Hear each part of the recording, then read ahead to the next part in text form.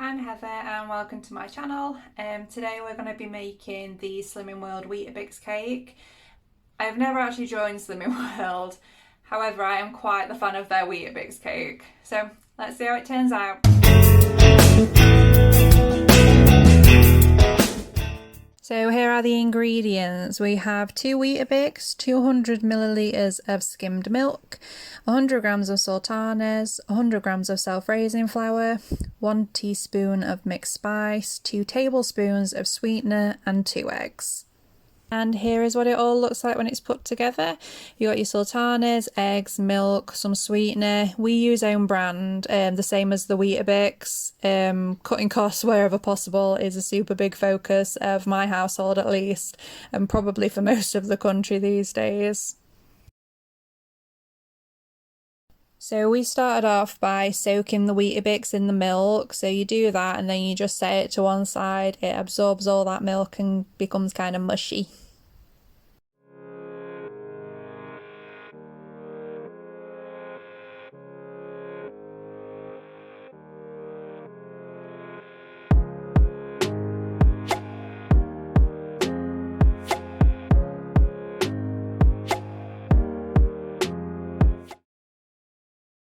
Then in a separate bowl you want to mix the flour, the sultanas, the eggs and the mixed spice and the sweetener.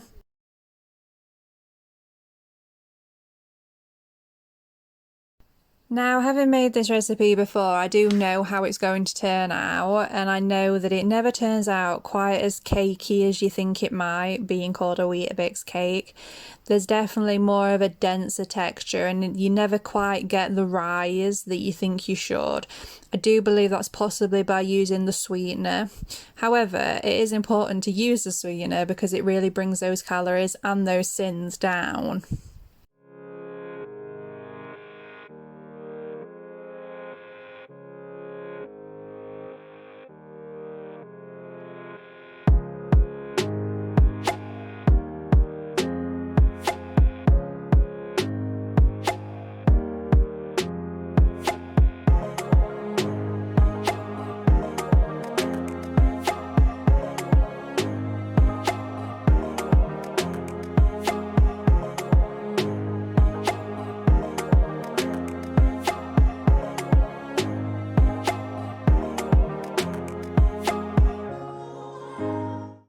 So then you need to bring your Weetabix back and just mash that up with a spoon.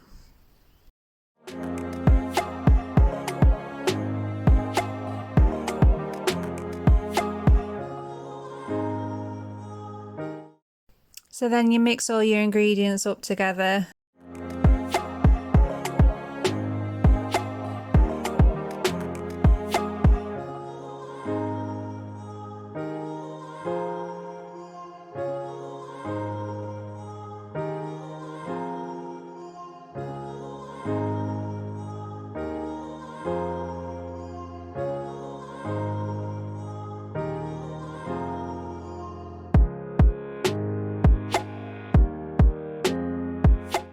And then you transfer it to a lined loaf tin. We use these specific loaf tin liners. They're so cheap. I swear you can even just get them in Poundland. And then that goes into bake at 180 fan for an hour, which is a very long time, I know.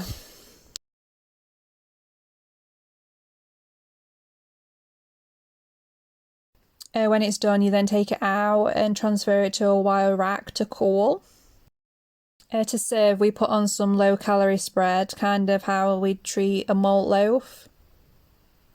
Now, I absolutely love the flavour of this cake, and I'm a bit of a sucker for anything with sultanas or raisins in. And it's super low calorie and low sins. It's 3.5 sins per serving when it's split into 12. However, I'm never really 100% impressed with the rise that this cake gets. I do think I'd like to try another recipe that I've seen online and compare it. Thank you for watching this video, and don't forget to like and subscribe to see my future uploads.